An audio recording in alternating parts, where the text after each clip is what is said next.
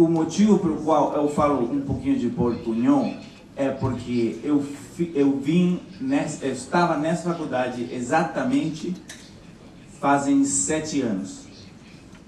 No ano 2004, eu estava ainda estudando Direito pré-grado na Bolívia, e eu fiz um intercâmbio aqui com a FAAP. Eu era aluno da UPSA, da Universidade Privada de Santa Cruz, e aquela vez eu teve a grande oportunidade de vir para essa faculdade. Então eu fico me sentindo hoje que nem se eu estivesse em casa. Primeira coisa. Segunda coisa, eu gostaria de saber quantos, mais ou menos aqui, dos presentes estudam direito. Eu tenho alguma ideia de direito constitucional, direito internacional? Bastante. Então, vocês vão gostar de saber que eu também estudo direito aqui.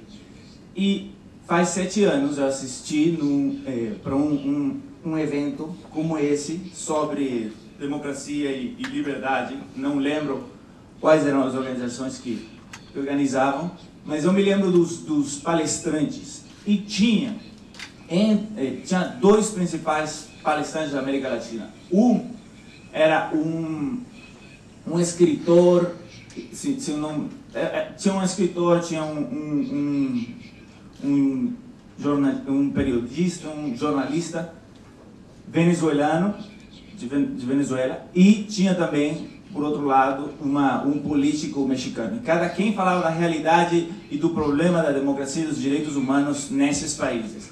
A má notícia é que 7 anos depois, o problema de Venezuela não tem se solucionado, mas, em qualquer caso, tem piorado, né?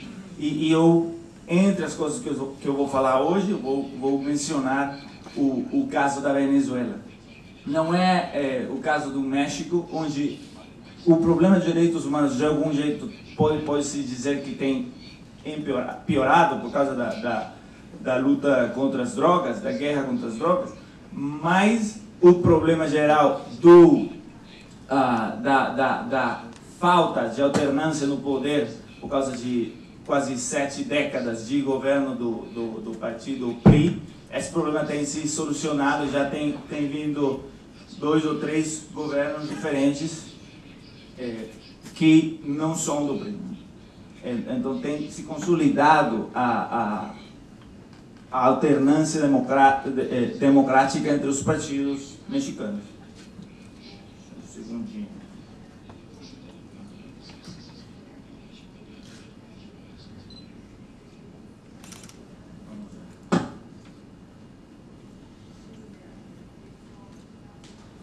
Então, para falar da realidade da América Latina, um pouco com o contexto da palestra da Mina, é importante reconhecer que na América Latina atualmente não tem, só tem formalmente um país, que é uma sociedade completamente fechada. É o que o maior politólogo atual que classifica os tipos de regimes em regimes democráticos, regimes fully authoritarian, autoritarianismos completos, e regimes competitive authoritarian, autoritarismos competitivos. Seriam os 3 regimes que tem no mundo atualmente. Na América Latina, o professor que eu estou citando é o professor Steven Levitsky. Se vocês pudessem dar uma olhada para o que ele escreveu. Steven Levitsky, ele é professor de Harvard, politólogo, e ele que tem essa classificação que é a melhor agora, desde a ciência política. O direito, vocês saberão que não classifica os regimes em completamente autoritário e regimes democráticos. Se você olha a Constituição da extinta União Soviética, você não vai olhar um artigo que fala esse Estado é um Estado fully authoritarian. A mesma coisa com Cuba, ou qualquer outro Estado autoritário. Então é importante, da ciência política que vem essa classificação. Então, dentro dessa classificação, na América Latina, atualmente, só tem um Estado, que é um Estado totalitário propriamente, um Estado fully authoritarian, que é Cuba, né? Daí tem os estados onde tem experimentado níveis de erosão democrática, normalmente ficariam dentro da categoria de estados autoritarismos eleitorais ou competitivos. Quer dizer que são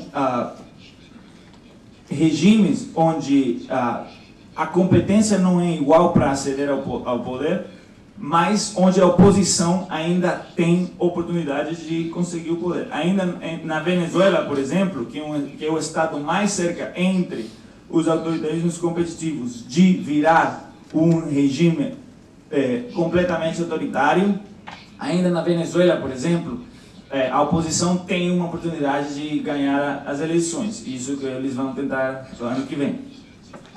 Ainda que não são, vamos dizer claro, ainda que as eleições na Venezuela, como elas estão agora, não podem ser consideradas livres e justas nos termos em que esses conceitos são entendidos internacionalmente, ainda que não podem, tem uma possibilidade real da oposição ganhar, coisa que não existe em Cuba, né?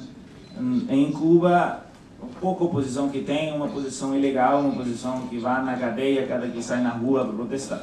Então, isso como uma introdução. Então, a realidade dos direitos humanos não é tão ruim, vamos dizer, uma palavra, que nem a realidade no Irã, que nem a realidade em geral nos países do Meio Oriente governados por ditaduras teocráticas. Não é igual ao que foi na época da Guerra Fria a União Soviética e os países da Europa Oriental. Não é igual.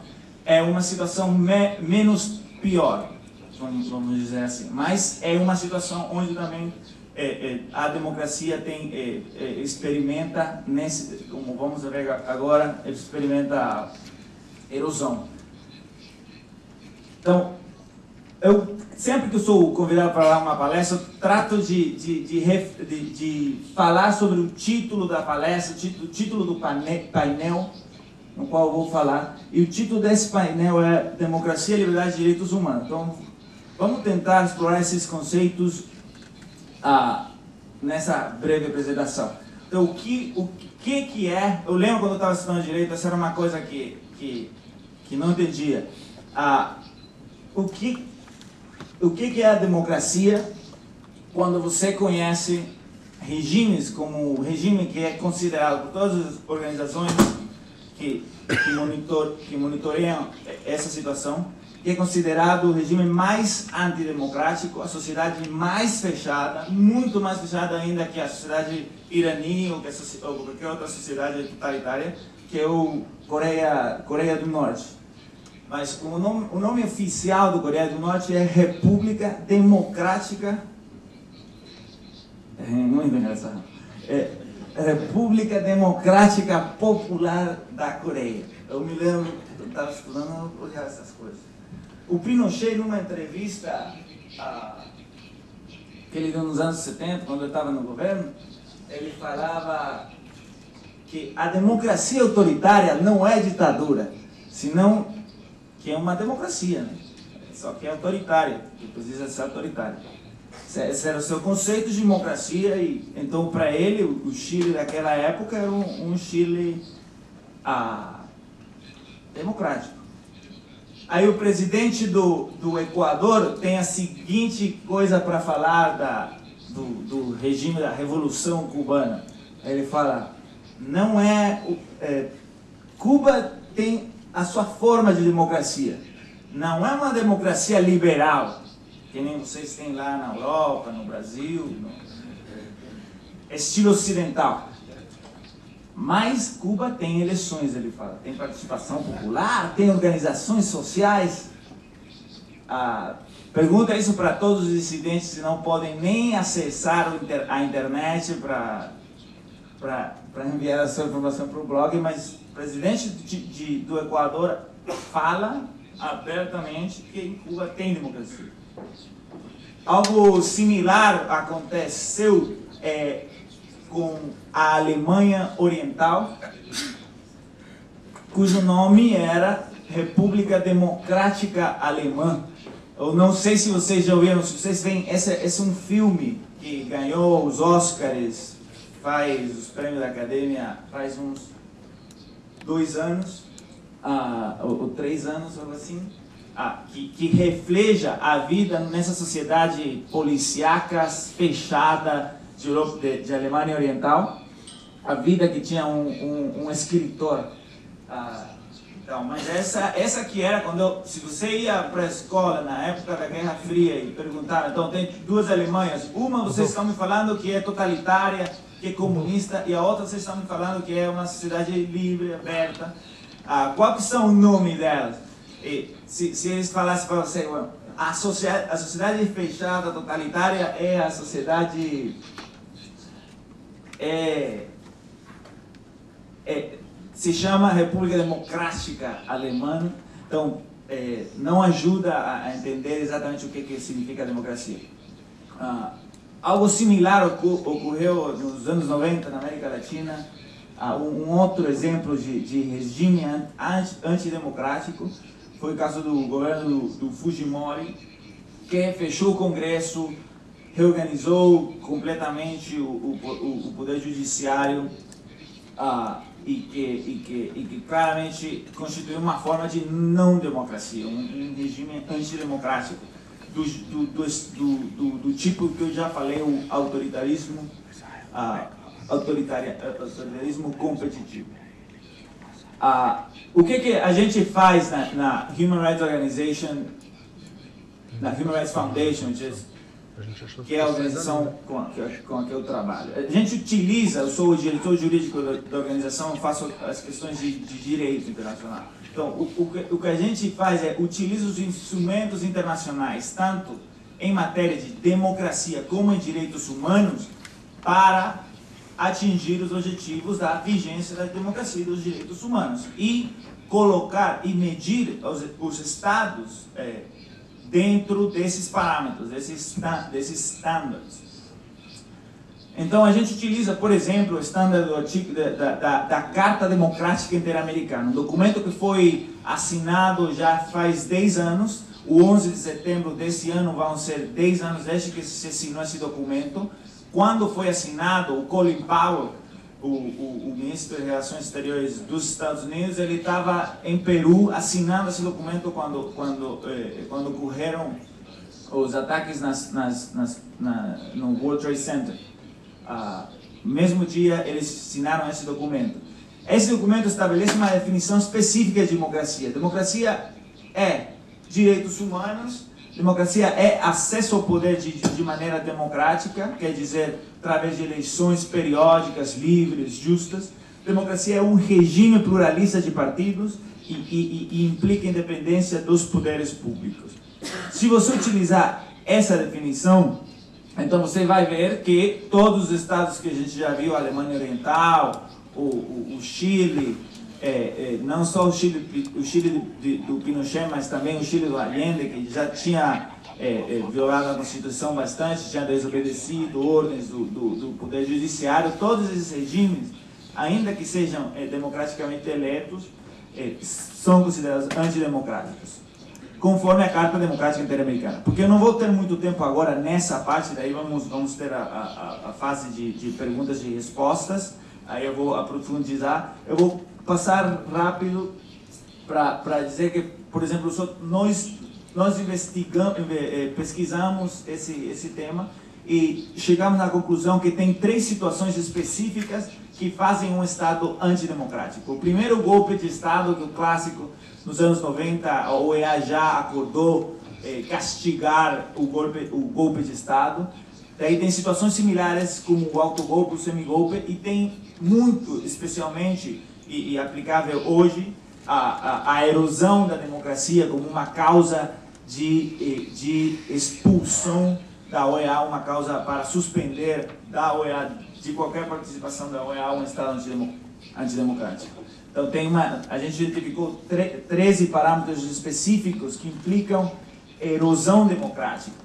Todo através de estudar todas as pessoas que têm escrito sobre a cláusula democrática, sobre a Carta Democrática Interamericana e tomar essa informação. Daí, nos artigos 19, 20 e 21, se estabelece o procedimento específico no marco da Carta Democrática Interamericana. Como vocês veem aí, começa com o secretário-geral, daí vai para o Conselho Permanente e, finalmente, a Assembleia Geral da OEA poderia suspender um Estado que acessou o poder através de golpe de Estado, ou que fechou o Congresso, ou que erosionou a democracia erodiu a democracia do seu país. Exemplos de erosão democrática são esses ali, desde os países da ALBA, principalmente, até ultimamente o presidente de Panamá também, que está adotando medidas que podem se considerar medidas de erosão democrática. O caso de Honduras, que é um caso que a gente vai discutir nas perguntas e respostas, com certeza, que tem várias variáveis, mas que, em geral, todos os órgãos internos de Honduras atuaram de maneira anticonstitucional, eles violaram a Constituição deles. Daí, e parte do que a organização faz é ver questões de liberdade de expressão conforme a Convenção Americana dos Direitos Humanos. Tem dois documentos, então, a Carta Democrática Interamericana e a Convenção Americana sobre Direitos Humanos. Os casos específicos que a gente tem acompanhado, aí a gente pode discutir nas perguntas e respostas. Casos de liberdade de expressão, liberdade de imprensa. E um conceito com que eu deixo isso para nós discutirmos depois, durante o período de perguntas e respostas, é o que está estabelecido no artigo 7 da Carta Democrática Interamericana, que é: a democracia é indispensável para o exercício efetivo das liberdades fundamentais e dos direitos humanos. Em seu caráter universal, indivisível e interdependente, consagrados nas respectivas constituições dos Estados e nos instrumentos interamericanos e internacionais de direitos humanos. O conceito para levar para a fase das perguntas é: democracia é igual aos direitos humanos, não tem democracia sem direitos humanos, como não tem direitos humanos sem democracia. Obrigado.